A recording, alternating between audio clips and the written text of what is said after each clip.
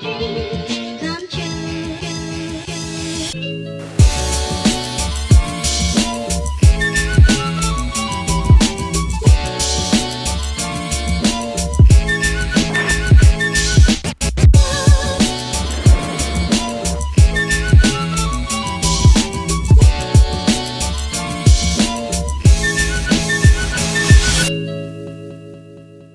All right, so here's a question for you.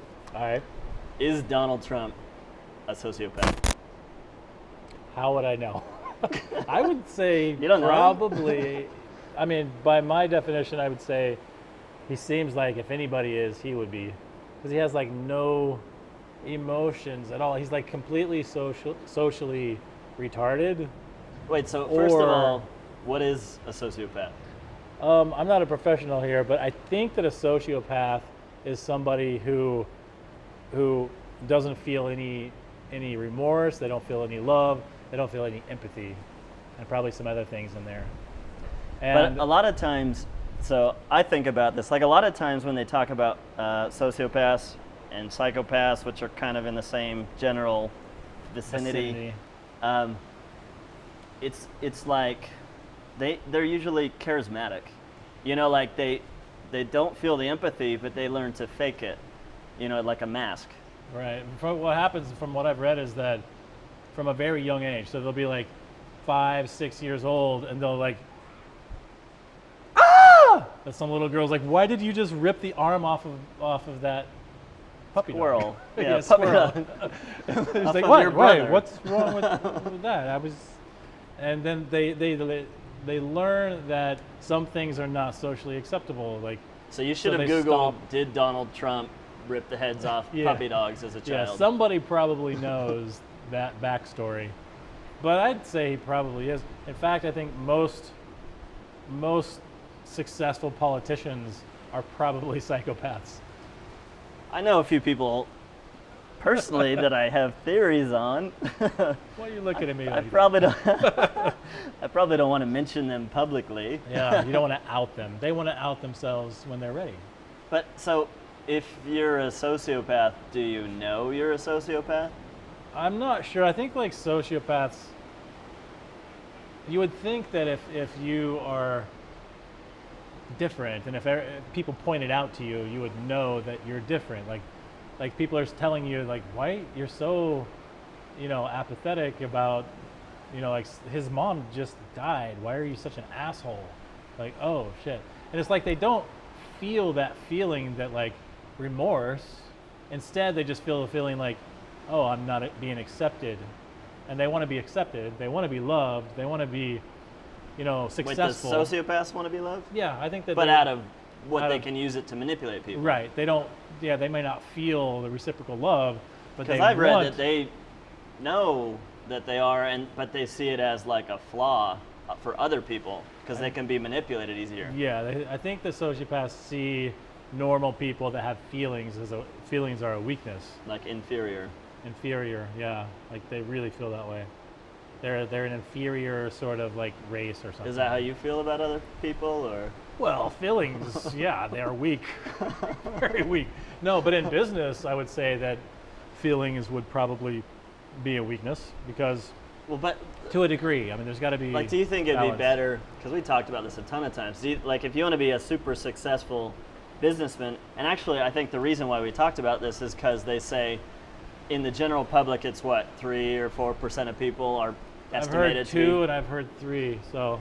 But in which the is- like CEOs and like It's super higher, successful yeah. people, it's a higher amount. Like 7 or it's probably it could be like 50 for all I know. But on I the think- flip side, it's also supposedly higher in like the prison population. Right. Yeah. Yes, there's more criminality within sociopaths and psychopaths. At least sociopaths, I think. Sociopaths tend to be like very manipulative, and they realize that they don't feel emotions. They don't have the weakness of feeling fear. If they get into like a highly intense situation, their heartbeat stays the same, their breathing stays the same. They could pull the trigger on somebody and not feel any feelings associated to that. Like Any the negative- Iceman. Like the Iceman, yeah. Like what's his name? That's a great. killer for the mob back in the day. Yeah. They made the movies, and then they interviewed him in prison, right? Yeah, they did a prison interview. I forget what his name is, but Robert or Kuklinski or something like that. I forget, but yeah, really interesting. And he told his life story about being, you know, he didn't know that he was a sociopath. Actually, you know, come to think of it, I think in he his realized. case, wasn't it like the perfect storm because he had the sociopathy, which means like he doesn't feel the empathy, he can shoot someone, he doesn't have remorse or feelings about it, but at the same time, he had a bad upbringing, so he had the negative effects of that, and it was like he's kind of like a psycho, but also a sociopath. Yeah, he had like you said, the perfect storm, and made him the perfect killer. You know, because there's plenty of sociopaths that are just successful businessmen, and they don't like functioning go murder people. Psychopaths, yeah, they're functioning, and they, you know, they just live good lives. Interesting point is that in this movie, like the Iceman interviews, interesting point that the psychiatrist made was that a lot of people are functioning sociopaths. They will fly like a fighter jet. Okay. Or they'll be like, you know, like because they're thrill seekers, right? No, because they don't feel the thrill anyway. They can just function completely. Like they could be Top Gun, you know, fighter jet, and they could just, like Iceman in the movie Top Gun or whatever. Like he just had no feelings. I mean, he just like by the book.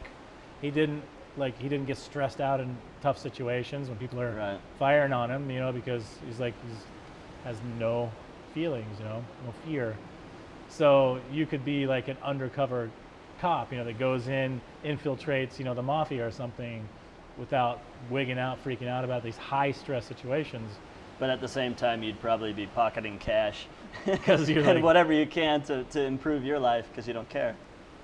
Yeah, I don't think it's like they don't care. I mean, they just, what can I get away with? And they don't care about other people. They care about themselves. Yeah, they do. But they're still smart. Like they know. Well, smart they gotta give. Is like, that's a separate quality of a person.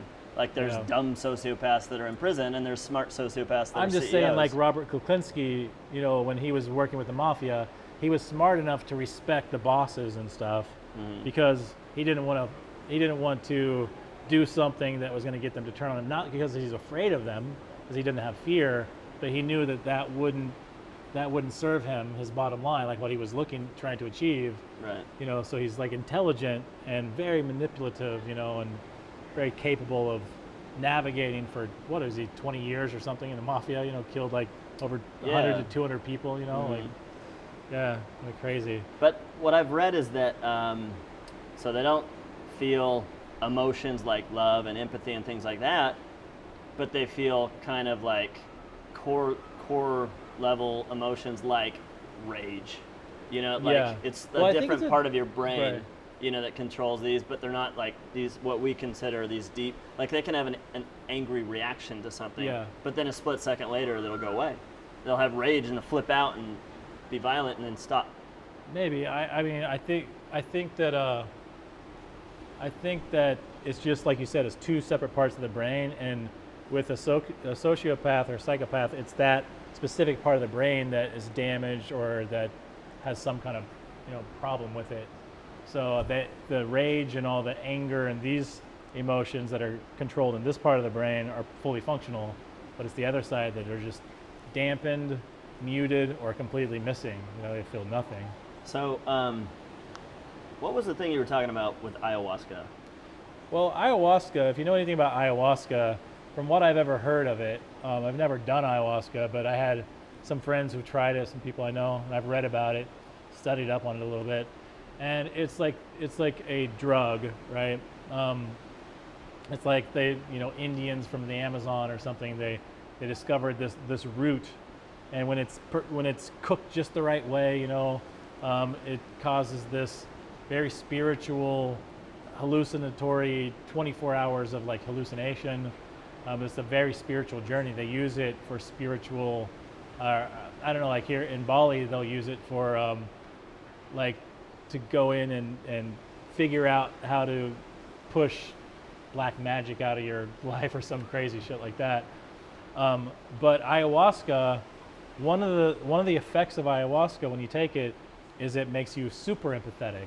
And I heard this guy's, you know, description or testimony of his experience, and he was like, he said that time doesn't exist when you're on ayahuasca, so there's no time relevance. You could be in there for 24 hours, but it feels like you've been there for 10,000 years and you relived your life 10,000 times. Like there's no relevance to time. He said that he went back through his entire life and he experienced every scenario in his life where he ever harmed someone or hurt someone emotionally or otherwise, and he experienced it from their point of view. So he felt the pain that he caused, that he inflicted on other people. So and this is over a series of like 10 minutes or something. Yeah, it's like just during his, you know, his 24-hour thing. But one part of that was he went through that. Is he had to relive, and he felt all the pain and agony that he brought on other people. So when he came out, he was spiritually, he was changed, and he had to go back and like apologize to these people because, you know, suddenly. So you're wondering if it could be used on like a sociopath Possibly. to help them feel empathy. It's worth a test. I mean, if you go into a prison and you find people that are sociopaths, you know, slip it in their drink. They say you're gonna part of your treatment. How do you feel? Part of your treatment is, well, you got to go take classes and get a degree, you know, an associate's degree. Part, you know, you got to do this, you got to do that, you got to undergo anger management, and you have to undergo ayahuasca treatment, you know, and it's where they're trying to, you know, give you empathy. It makes me I always wonder, like, so is it amplifying something that's there? You know, like if you're normally, let's say that you're just not very emotional because you've got your emotional walls up from whatever trauma you've been through in your life. Does it just allow you to take down your walls, and kind of like when people get drunk, their inhibitions go away, and it allows you to just tap into your emotions better? Or will it actually introduce something that's not working, you know? Yeah, so you're basically saying if the part of your brain is broken, will it somehow start the neurons firing where they feel empathy for the first time ever? Mm-hmm. Or if they're not completely dead emotions, but maybe they're dampened or muted, will it heighten them? And so maybe right now they barely feel any empathy, but under ayahuasca they'll feel like a higher level of empathy to where it'll awaken them, and they'll realize that what they've done is fucked up, you know? Because it reminds me of, I tried mushrooms the first time in Bali, and it was like maybe a year ago, and it was the year after my father had passed away, and it was after I'd gotten out of a long 7-year relationship, bad breakup and stuff, and I had a ton of like emotional walls up, and it just felt like I couldn't feel anything. I felt like just sort of detached, you know? And even like when my dad passed away, there was a time period afterwards where I almost felt like guilty because I didn't feel the sadness, which I think is a common thing. People, it's like denial. It's a phase of denial, you know, and you just think there's something wrong with you because you're not like crying. Yeah. And when I did the mushrooms, I was with my friend, and she had an Airbnb she rented out, and there's these 2 villas next to each other, and there's a pool, and we went out hanging out. And she's like, "Have you ever tried mushrooms?" I'm like, "No." And she just says to the taxi driver, she's like, "Do you know, can you get us some mushrooms?" And he's like, "Yeah, okay." And like, he drives us across town, and they give it to you like in this juice thing, because mushrooms taste like shit, like literally. They turn it into a tea or something like that, kind of? They just, it was like Kool-Aid.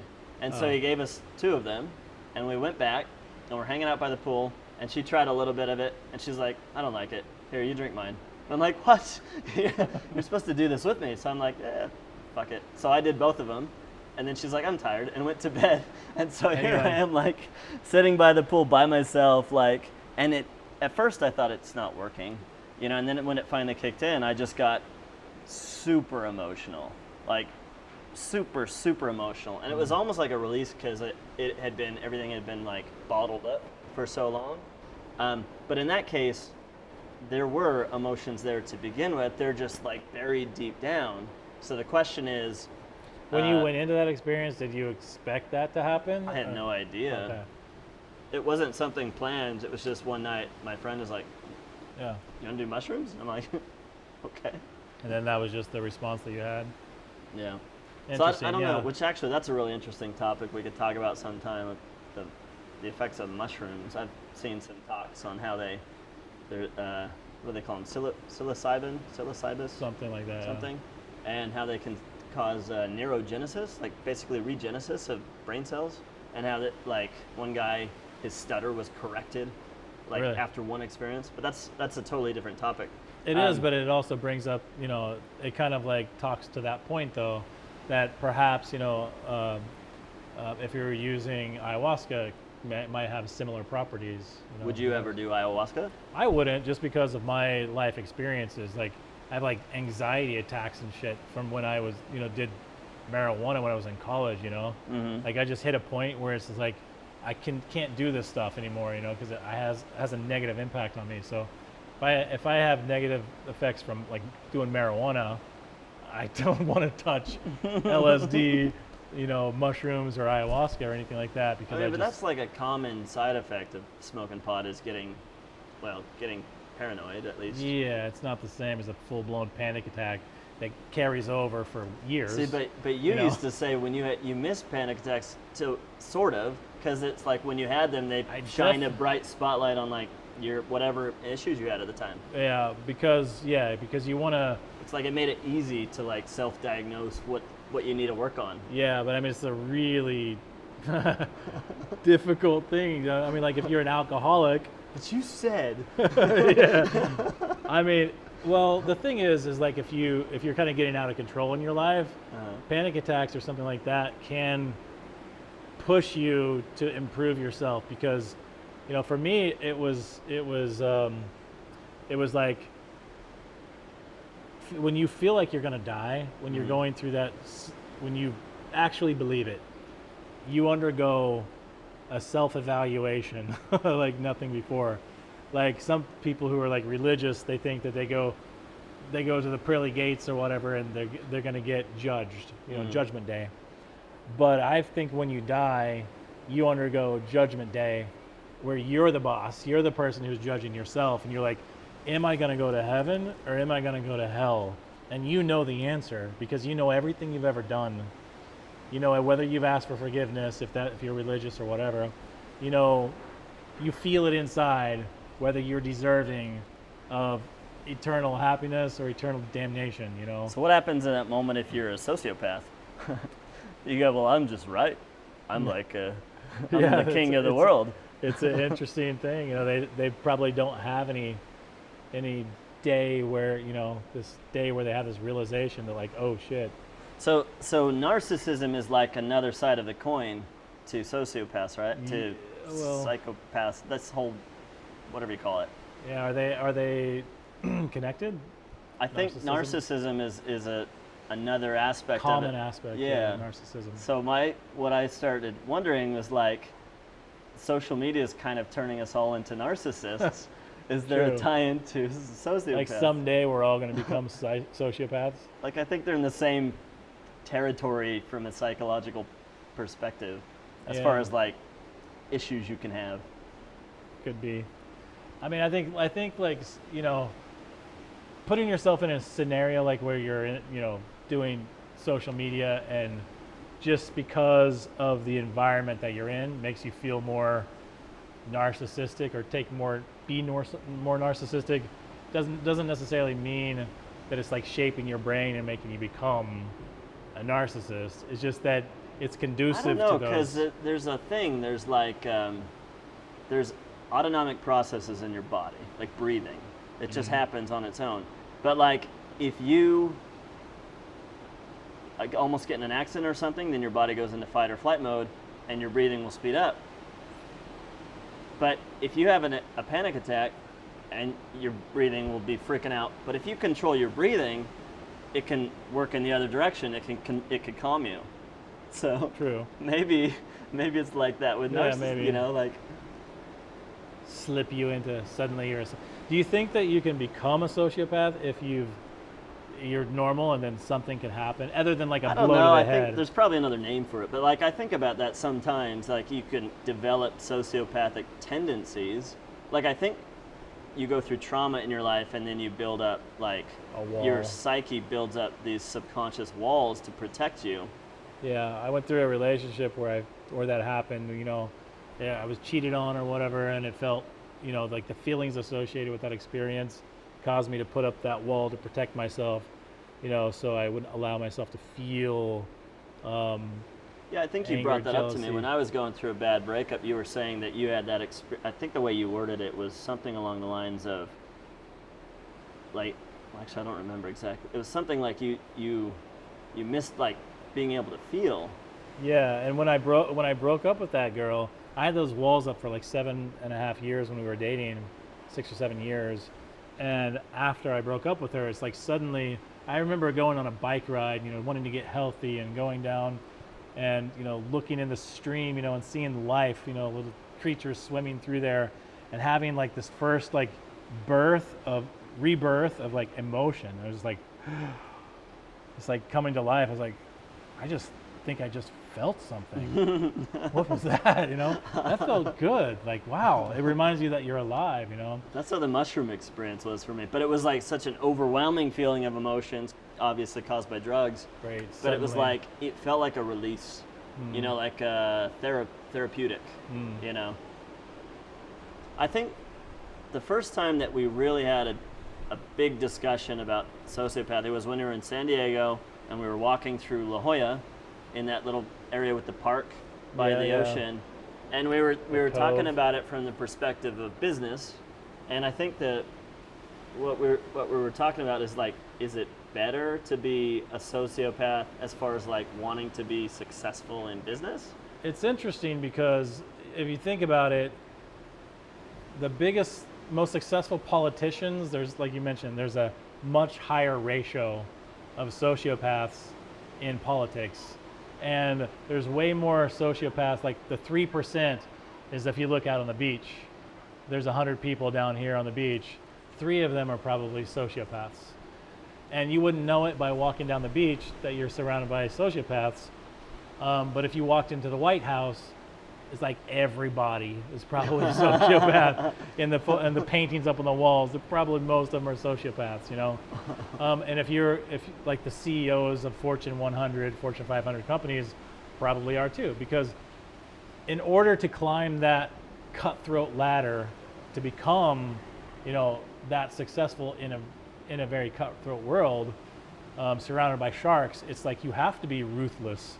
You can't be easily affected by fear and these emotions. Like if you get into a fight, or if you get into like a serious argument with somebody, or like a business partner or something, some major debate, and like your emotions flare and you feel all these negative emotions, your body goes into a physical state that doesn't feel good.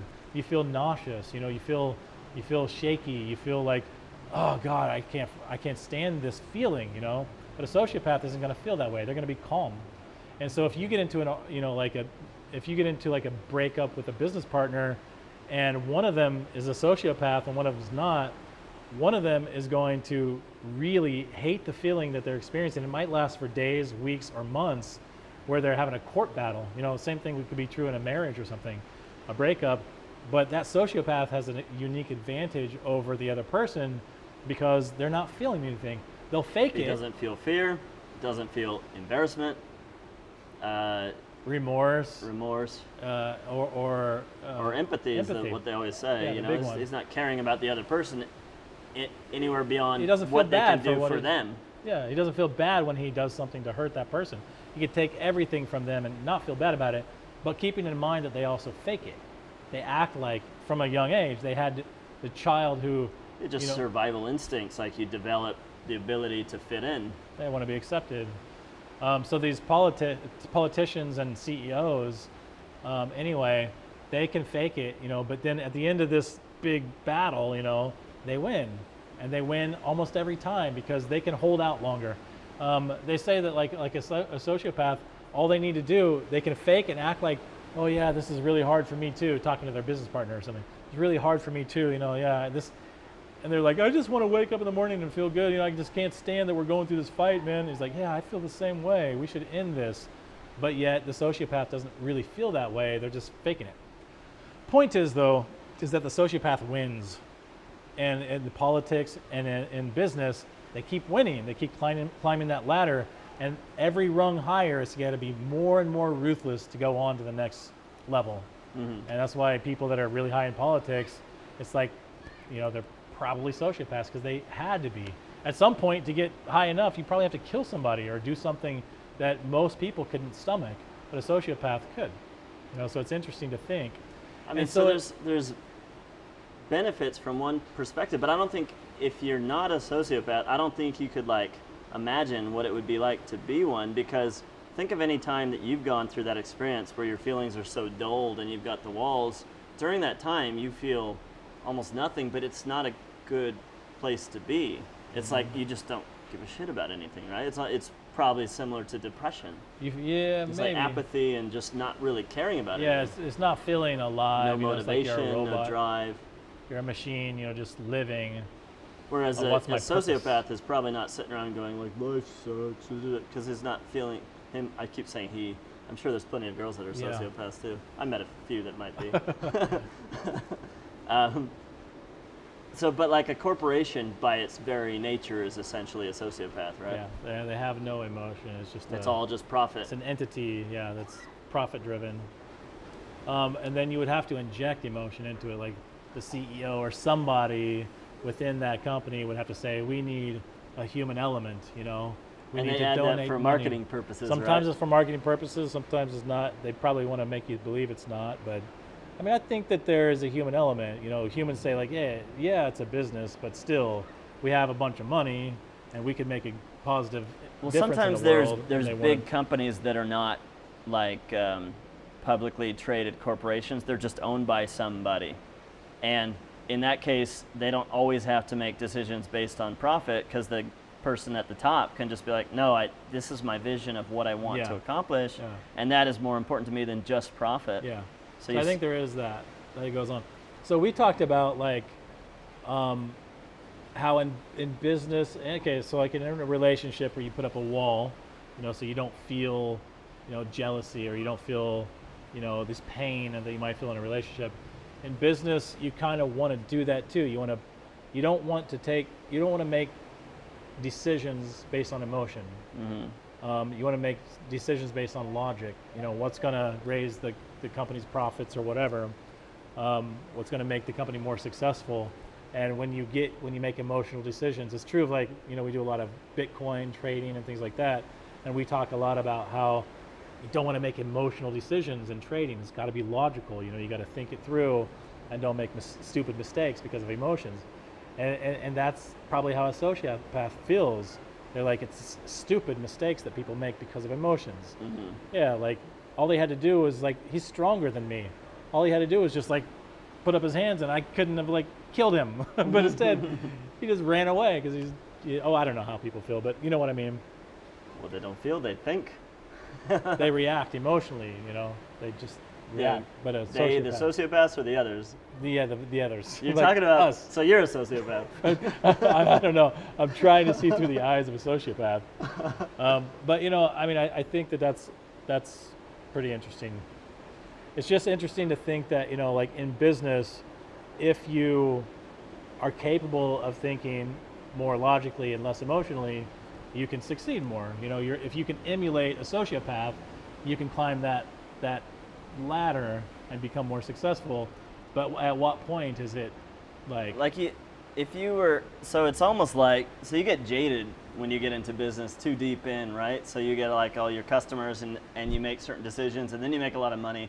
I was talking to one guy like in the sort of biz op stuff, like years ago, they had all these product launches and the sales videos were like so over the top, just like private jets and like, you know, Ferraris and stuff. And he said he started out selling stuff just very genuine, and he had his blog and he's trying to help people, and then what ended up happening was is like, well, we would put like a Lambo in a sales video, and then sales would like double, and then we would take it out, and then the sales would cut in half, and then we were just like, all right, well, I guess we'll put the Lambo in the video. And then they got desensitized, and next thing you know, you're like, fucking scammer, you know? And it's like, that happens to people. And so like, I think there's that human tendency where, you know, especially with money, it's like easy money and greed and just like having the easy lifestyle and stuff. especially if you had to struggle back in the day, you grew up poor. I think it's easy to justify stuff to yourself if you make one decision and you can become desensitized to something and have these like sociopathic tendencies if it just makes your life so much better as a result by just like putting up a wall to this other thing that you used to care about, you know. Not but that's the risk, right? Is that then you become a person that doesn't care. Right. And then you feel like you don't, like you're not in tune anymore with like what's important in life, you know. And then it seems like people who become super successful, they're like, you know, one successful internet marketer, probably most people in the audience probably know, you know, and he was driving a fancy sports car, and I remember going, we went up and we had a meeting or whatever late at night, and people were drinking, came back down, got in his Ferrari or Lambo or whatever it was, and he was like talking, he was like, you know, kind of his drunken slur, he's like, you know, one thing I'm really good at in life is I'm really good at making money, but at the same time I feel like a piece of shit. I feel like I don't offer any value in the world. I feel like my life is pointless. I just want to go home and put a gun in my mouth. Yeah, Jesus. It was pretty dark, you know. It was very dark. And the bad thing is he was getting ready to get in his car and go home. You know, I was like, sure you should be going home right now, but I think that's just his normal state, because he got to that point where, you know, he'd made all the moves, the dirty moves that he needed to make to climb that ladder and to get where he was. And he did later take a big fall, you know. Yeah. And got a lot of problems. That slippery slope, right? I mean, once you go down one path, it's just easier to keep going. Yeah, it's like whoever, you know, if you can, I mean, a lot of people, they have remorse, or they have these feelings like, you know, like I couldn't do that because it's wrong, you know, because it's hurting people, because it's lying, because it's fraudulent, you know. But some people are like, I'll do anything to make money. I don't care. Fuck it. I'll do it. I've heard more than one person say that. We know several people. Several people who will just do anything. They'll screw you over. They'll steal from you, you know, and not feel bad about it. It's like they have these sociopathic tendencies, but it's like they cross this line where they become ethically, morally, just like they lower that bar so low where they'll do anything, you know. So I mean, so we're talking in like black and whites right now, but like if we were talking, like obviously, I was going to say obviously we're not sociopaths. Are you a sociopath? If I was, I wouldn't tell you. Every time you have this conversation, though, you got to wonder if the other person is a sociopath, because it could be. You would never know. Every sociopath. Why else are we so obsessed with sociopaths? What is so obsessive about this topic, actually? I don't know. It's interesting because I think it's the stats, you know, of like lots of successful CEOs and business people are sociopaths. So you go, well, should I have those, like, is it a good thing to have those qualities? Yeah, it makes you feel like you almost want to be a sociopath, because if you were, then you could be the most successful person, you know, in the room. I mean, it seems like the ideal scenario is just being able to like control your emotions. Yeah. You know, but like, you're not going to be happy if you've got no feelings, you know? Yeah. If you go hang out with your wife or your girlfriend and you just like, you feel nothing, it's just going to be like, well, I don't know, you're not going to have any joy. So I was in this relationship, you know, it was a bad relationship, and I had turned off all of my turned off my emotion. I didn't allow myself to feel, you know, those bad negative emotions, like you would feel like jealousy. Kind of like semi-conscious, not really. It just happened as a defense mechanism, right? It wasn't like I consciously did it. It was just like it just happened. Gradual, you know? thing. It was a way for me to survive. But what I realized later is that it's not possible to turn off, you know, just the bad feelings. You're turning off all the feelings, good feelings and bad feelings, when you mute those, you know, your feelings. So, I mean, there's a price that you pay if you're going to do that. If you're going to allow yourself to put up those emotional walls, you're going to shut out all the good stuff that makes life worth living too, you know. So and it's also not easy. Which do you prefer? I prefer to live, man. I love, like when I went through that breakup, it was like, man, I'm never going to get into a relationship again ever where I feel the need to like put up a defense mechanism to protect myself because I'm in a relationship where I'm feeling pain all the time. Fuck that, you know? Yeah. I'm just gonna like find something worthwhile, and I'm not gonna stay in a relationship for months or years that I know is not a healthy, good relationship. You know, it's too important. You know, I want to live. Like, what's the point in living if you don't get to feel, you know? But what about, okay, so what about business? If you're in business, do you think it's, because I mean, we've been in businesses where we've made a lot of money and then we kind of became miserable. And we've been in businesses where we've made a lot of money and not been miserable. And then we've both probably been in businesses where we didn't make a lot of money and we were miserable. I can tell you the happiest that I've ever been in business is when I did it from an emotional point, from an emotional standpoint. You would think that you'd be more successful if you, I mean, we had this whole argument, you know, this argument about how sociopaths are more successful because the fact that they don't act on emotion, they act on logic. But in our most recent business, it's been the opposite. Like, our whole business is coming from a place of really wanting to like change people's lives and help people, which is a very emotional driven decisions. But it's because I think we got to the point where we were financially free, no longer driven to make those kinds of decisions to make money, because we didn't care about money that much anymore. But the interesting side effect is that we make more money by being like a part of that small little part of the population, you know, that is coming from a good place, you know. That's a very specific type of business where we're training people on a system and stuff. But like, then lately we've both been getting into investing in cryptocurrency on a short-term and a long-term basis, and there's not really, we don't have customers per se at the time of recording this. I don't know. Yeah, who knows? We may in the future, who knows? But like, as far as just making money on that, it's all just about making money, right? You know, True, so you're not like trying to make a difference in the world. You're like, can I outsmart the system and just make some cash? Yeah. It could come into play though, you know, like where you're trading with so much volume that you can impact the market, and you know that you can shift the market, and you can do what they call the pump and dump, you know. You're pumping up the price and then you sell it all and then you buy it back cheap, you know. And there's some ethical questions that come into play there, you know.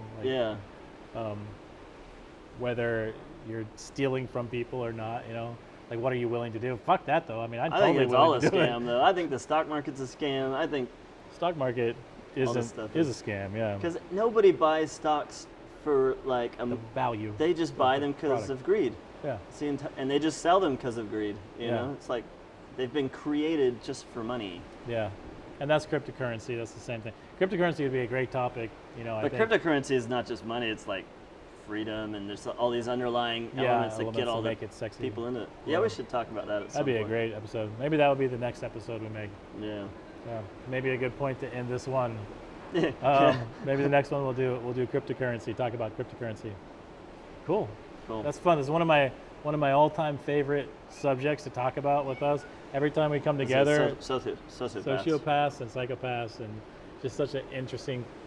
It just sparks some strange conversations. I think it's because you're a sociopath.